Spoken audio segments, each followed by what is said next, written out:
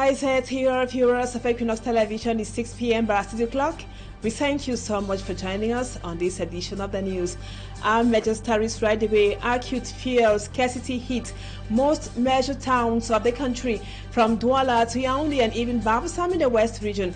Automobile users, especially commercial bike riders, have been scrambling to get just a drop of the precious liquid. Commuters on their part today in Douala had to go on foot or trek or pay 2 times more the usual transport cost. In this edition of the news, we will tell you about the struggles of the common man and possible causes of fuel scarcity in the country's 3 major cities, especially the economic capital, Douala. And the dust is here to settle on the National Convention of the Cameroon Renaissance Political Party, the CRM in Yaoundé. The massively attended come together saw the re-election of Professor Maurice come to spearhead the affairs of the Cameroon Renaissance movement. Viewers, those are our major stories. Details when we come back.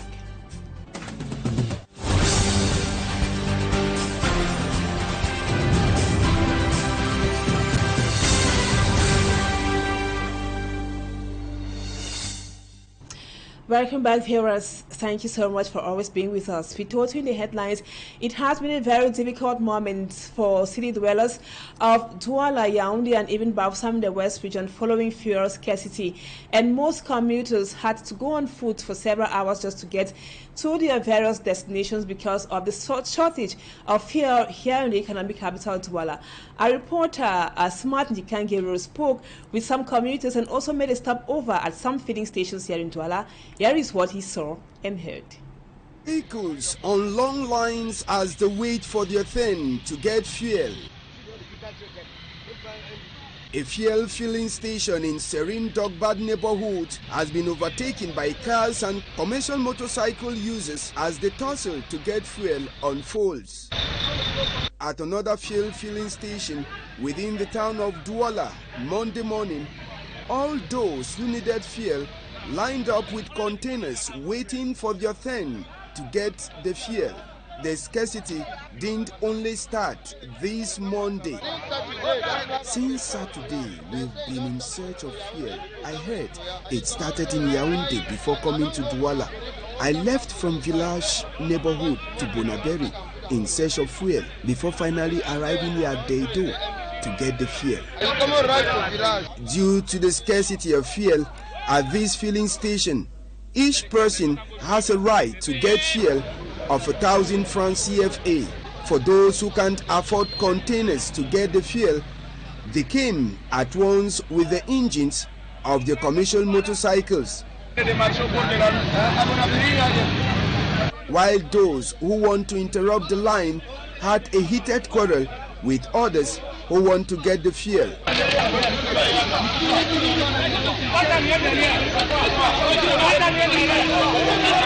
Even though some bike riders have increased prices of transportation as a result of the scarcity of fuel, it's not the case at the fuel station whose prices haven't seen any increase. We buy fuel at the same price here at the station without any increase, but inside the neighborhood, prices have increased to 1,500 francs per litre. On the road, one could spot tankers lined up waiting to get fuel from the fuel company SCDP. And the absence of fuel in the city of Douala has led to the increase in transportation costs. Many people in the economic capital had difficulties getting to their various workplaces as commercial motorbike riders used the scarcity of fuel to their advantage somehow. In the report, it comes up next. Smart Njikangero once again talked to some city dwellers who were stationed at some filling stations here in Douala. Now they narrated their ordeals. The scarcity of fuel within Douala did not only have an impact on car and bike owners, but also on their customers. Jean Blaise, who lives at Equinoxe, said it was difficult for him reaching Aqua this Monday. I had difficulties leaving from Equinoxe to Ndokoti. There was no bike. When we proposed a price, it was doubled. From Dokoti to Aqua, it was 500 or 700 francs, something I paid 300 francs before.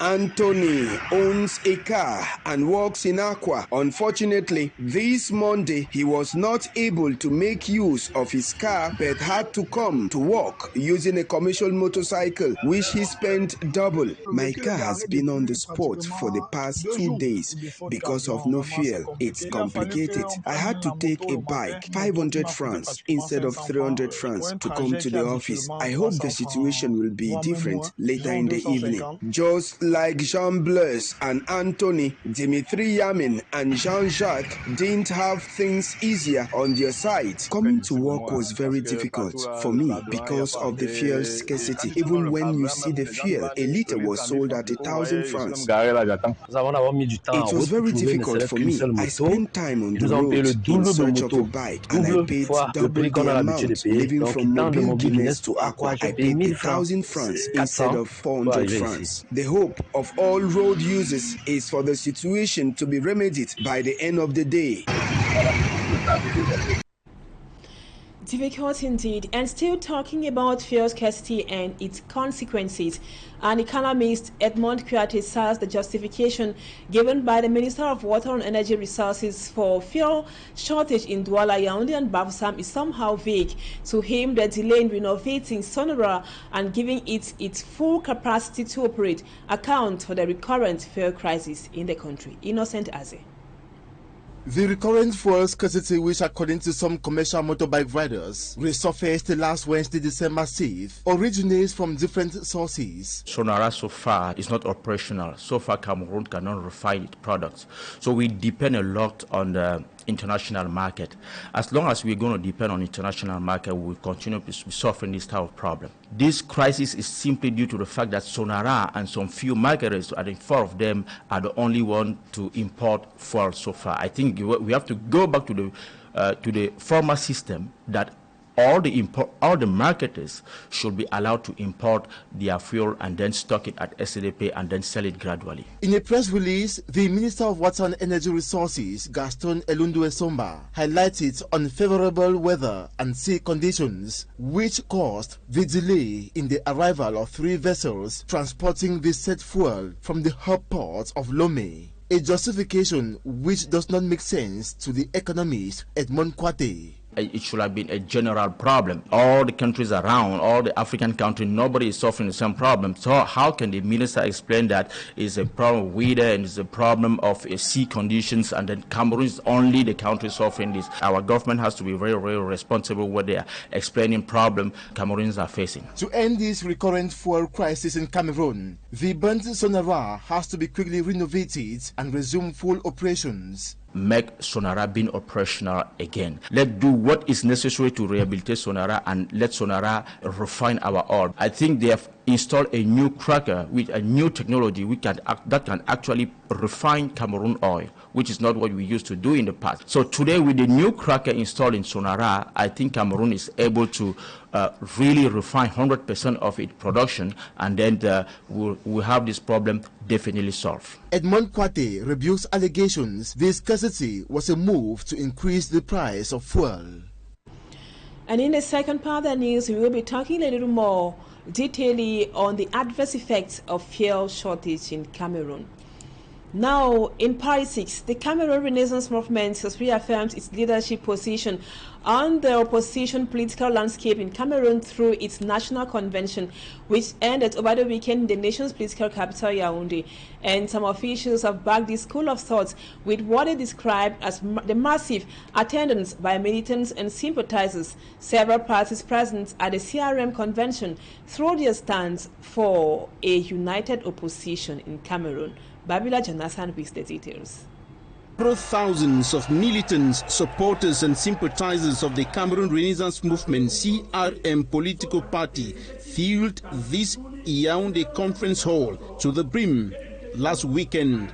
To Professor Maurice Kamto, what has been qualified as massive attendance reveals the strength of the party. Strong mobilization of our delegates. impressive enthusiasm, which comfort and confirm the vitality of our party on the political scene.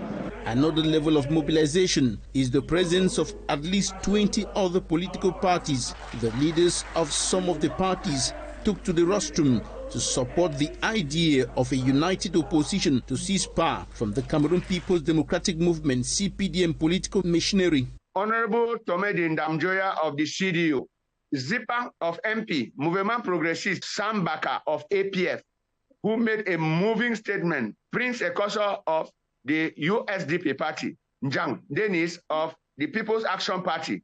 The stinker there was the FCC leader, Honorable Nietzsche, that said his party is coming in to join Maurice Kampe. Those who spoke gave their voices for a coalition. We will be working very hard in the coming days, weeks, and months to make sure that the maximum of the political parties who would like to see change happening in Cameroon join us. Other parties have been urged to join the opposition coalition train, described by many as the only way to bring change in the country's leadership and governance.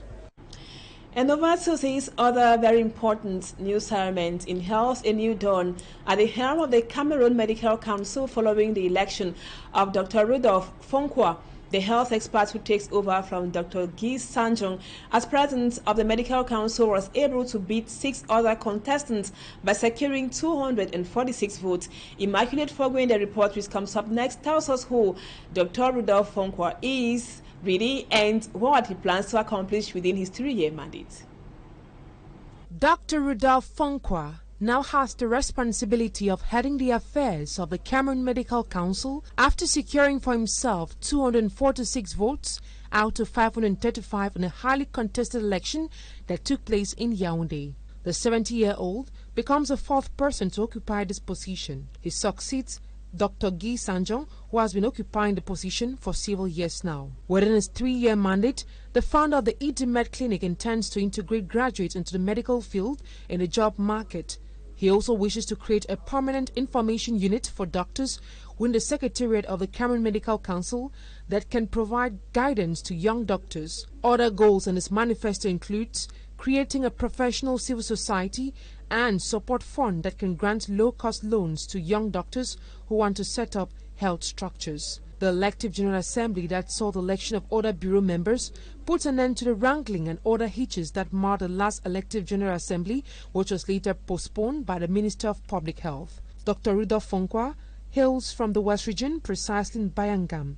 He obtained his doctorate degree in medicine in Ivory Coast and later carried out internship at the Hotel de Dieu Hospital in France before returning to Cameroon, where he founded the EDMED Clinic. He is the first owner of a private hemodialysis center in Douala. The Cameroon Medical Council is an institution which is in charge of regulating the medical profession. To this other news element, bike riders in Kumba in the Mehmet division of the Southwest region say they have been suffering extortion, assault, theft and harassment in their activities within the city of Kumba. They want the city's municipal authorities to intervene, while in the Nous division, still in the Southwest region, traditional rulers in Tinto have been called upon to go back to their palaces and mobilize the population to collaborate with the government for a return to normalcy in the Upper Bayang subdivision. The call was made by the SDO for the Manu division, Viang Mekala. For me, I'm Trong Sanda. Tells us more. The senior divisional officer for the Manu division, Viang Mekala, was speaking during a council budgetary session at the Tinto Council Hall in Tinto Town, headquarters of the Upper Bayang subdivision in the Manu division of the Southwest region. To the senior divisional officer, Tinto is lagging behind because of separatist activities, and the people must collaborate with the administration and traditional rulers going back to their palaces for normalcy to return. Stamina is for action. Stamina is for collaboration. Re-echoing the impact of the disenclavement on their social and economic activities, some Tinto municipal councillors say that they are unable to go back to their villages from Tinto town. We are dying. We cannot go home. We cannot go home. I'm sorry if it is not in this domain. It's just a cry that you should not forget. The administration should not forget. with 82 million francs CFA voted as the 2024 budget for Tinto, the mayor promised to focus development on the road network. When this money will come in, we project that we are going to execute most of these projects. Over in Kumba in the Meme division, commercial motorbike riders say that they are confronted by a disturbing level of insecurity, presenting their problems at a football finals to promote peace and social cohesion organized by the Kumba City Council. The riders told the city mayor that they suffer constant harassment, extortion and aggressions from within the city. The unity that we've been fighting for the past 3 years today, and at last, at the 3rd edition, we are seeing a manifestation of absolute peace, unity, love. The football finals for peace placed this weekend was chaired by the Dono and city mayor Gregory Milano.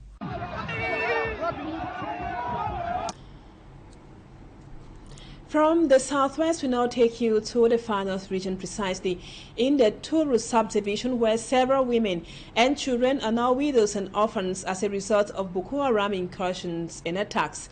Our reporter Asia Lucille Yengu tells us that the situation is getting worse by the day as the attacks perpetrated by the terrorists have been intensifying. Just like other localities in the Far North region, Turu, in the Mayotanaga division for the past months, has been hit by Boko Haram insurgency. Inhabitants have abandoned their villages to seek refuge in other regions, but complain they are being regarded as terrorists. Je pleure à chaque fois que je pense. Every time I think of this village, I cry. Nos maisons. Nous sommes partis. We can't sleep in our houses. Mais on nous traite là-bas. We went to the North region to seek refuge. Obligés de revenir chez. But we were treated as terrorists. Avec nos enfants. Vraiment, ça me fait couler les larmes. They are forced to return to their villages, which is now deserted. Panic and uncertainty has become the order of the day. Most women in Turu and other localities in the Mayotanaga division are now widows and their children orphans as a result of attacks perpetrated by Boko Haram terrorists. Moi qui vous parle, ils ont tué. They killed my husband. I'm now left with 7 children. Educational establishments have also been badly affected, with children unable to go to school. Les écoles sont fermées. Schools are closed. Our children can't go to school. Many persons have gone to Nigeria. Partis au Nigeria. Women are most vulnerable. Some of them in Gide were almost kidnapped, if not of the intervention of the divisional officer of Gide. On ne savait même pas ce qu'il allait faire avec elle. Inhabitants of the Far North region continue to call on authorities to reinforce security so as to save lives. And now we talk foreign news, or we take you out of our national frontiers. We make a stop first in Niger, where the junta has established military ties with Russia. And in Egypt to talk about the ongoing peace summit, which seeks to foster unity in the Gaza conflict. And finally, to the DRC, where the electoral campaign is marred by tension. The developments of the stories with Mala Glory. Leaders and officials from over 10 countries gathered in the Egyptian capital city Cairo on Saturday for a summit aimed at producing a roadmap for humanitarian relief in the Gaza Strip and to revive hopes of Israeli-Palestinian peace. The summit brought together several Arab and European heads of state and government, including Palestinian President Mohammed Abbas, and alongside foreign ministers. During the summit, the French Foreign Minister Catherine Colonna revealed that a humanitarian corridor was needed to deliver aid to civilians in Gaza, and its creation could lead to a ceasefire. And over to Niger, where the junta has established 2 key security agreements with the European Union that were intended to help fight violence in the Sahel region. As the country's army leaders discussed military cooperation with Russian officials, the foreign minister said on Monday that the government has withdrawn its permission for the EU military partnership mission in Niger that was launched in February. Around 120 Europeans are permanently deployed in Niger through the civilian mission known as UCAP. And elsewhere in the Democratic Republic of Congo, tensions are rising high as the country prepares to hold parliamentary and presidential elections on December 20th. Concerns over transparency and recurrent violence have observers worried about the vote and its aftermath. 40 European Union observers were supposed to travel to Democratic Republic of Congo, but they are currently unable to deploy in the country for security reasons. As a result of this, the EU decided on Wednesday to cancel its plan to send election observers to provinces across the Democratic Republic of Congo. And the side reports by Mala Glary brings us to the end of the first part of the news. Thank you, viewers, for always being there. But don't go away. Talking Point comes up next.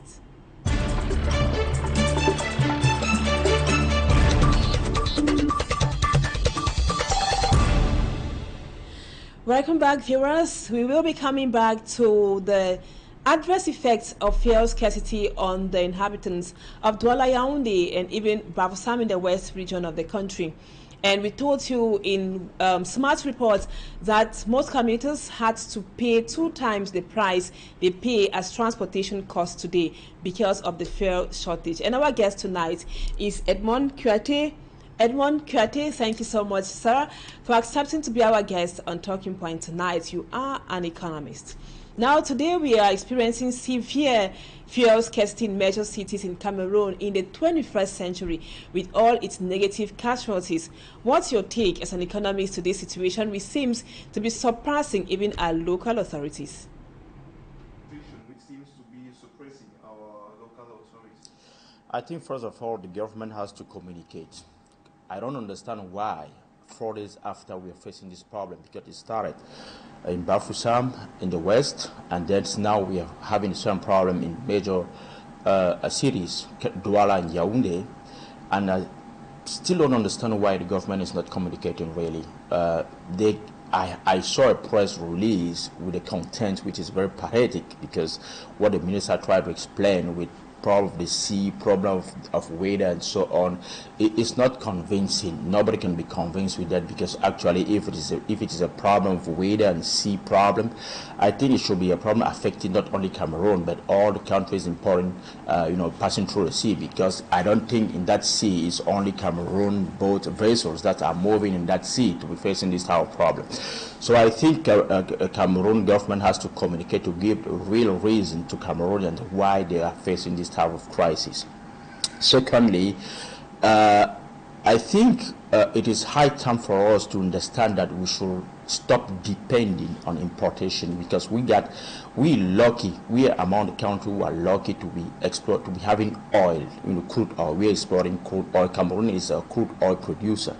So, and long ago, Cameroon has got the opportunity to install a refinery company, which is Sonara in Limbe. For one reason or another, this company is not longer operational. There was an incident in Limbe, and even before that, Sonara was only refining like 25% of total consumption, oil consumption in Cameroon, simply due to the fact that when they were installing Sonara, the cracker that was installed in Sonara could not actually refine our crude oil, because simply due to the fact that our crude oil is very heavy, it's having a lot of sulfur. So the cracker could not refine our oil properly. So we had to import light crude oil from other country to refine them and to refine it, and that was only 25%, like I said. So there was a project launched in 2013 to extend the capability of Sonara, and this resulted with the installation of a new cracker in Sonara that could actually refine our oil. But a couple of years after, what happened in Sonara with the incident that happened to Sonara, and to the best of my understanding, they needed like 50 billion to rehabilitate Sonara and make it being operational again. So I don't understand how 4 years after this incident, Cameroon is not been able to raise 50 billion CFA. I'm not talking of 50 billion euro or dollars. We're talking of 50 billion CFA to make Sonara being operational and refine our oil. So that's why we're facing this problem today. Okay, so before we come to what Sonara should be doing to reduce or curb fuel scarcity in the country, we know that this scarcity is going to affect other sectors, thereby slowing down the economy. Can you expatiate further on how the economy is and will be slowed down even with just 1 day of no fuel in filling stations in major cities of the country? Without energy, there is no economy. If you take the case of fuel, for instance, the economy requires the mobility of goods and people. If people are not mobile, if goods are not mobile, if services are not mobile, then there is no economy. For instance, how do you explain that you will have an economy where people cannot even move simply because their car cannot move, they got no fuel? How can you explain an economy where people do not have the source of energy, like bakeries, they cannot turn? You get all these little activities. I mean, if I want even to talk only of the micro economy, not micro, but micro, I mean little economy. Take all these sellers, people are selling fish, they cannot stock their fish simply because, I mean, all these little, these small and medium-sized companies, they cannot move simply because they depend on energy to turn. And you know that one problem we got also in Cameroon is lack of electricity. We don't have electricity. So if in addition to lack of electricity, we don't have energy, we don't have fuel, then you understand that the economy will be completely down. If I want to explain more for you guys to understand, what I'm saying, imagine already we are facing a kind of inflation simply because at the center of production factor you got energy. And if today already we're having an inflation of about 7% as per recent statistics from our national statistic institutions, if today at the center of the production factor we will have scarcity of fuel, we will have problem of fuel, it simply means that the inflation is going to increase. Why? Imagine today around the same people were already saying that from a point to another where they used to pay like 300 francs to the taxi, already today they are paying 500. So if this situation persists like 3, 4, 5 days, 1 week, then from a point to another where you used to pay like 300 francs, you will now be paying like 1,000 francs. And imagine the consequence, the incidence on all the sectors and all the activities. This is going to generalize the spiral of inflation, and all the costs are going to increase. Thank you, Mr. Edmond Kouyaté. We would have loved to know if there is anything that can be done to ensure that we don't constantly experience such shortages or scarcity of fuel, which is somehow portraying our backwardness. I say this because we have crude oil, which we can't refine, but we are made to understand that there is a refinery in Limbe. Shall we be coming back to that answer in our subsequent news editions? Thank you again, sir, for accepting to be our guest on Talking Point tonight. Viewers, thank you so much for always being there. Don't go away. Our programs continue. Equinoxe Tour in about 30 minutes with Serge Alangotu, and Julien Beth Bissay will be in the studio for the news in the French language. Stay with us on Equinoxe Television.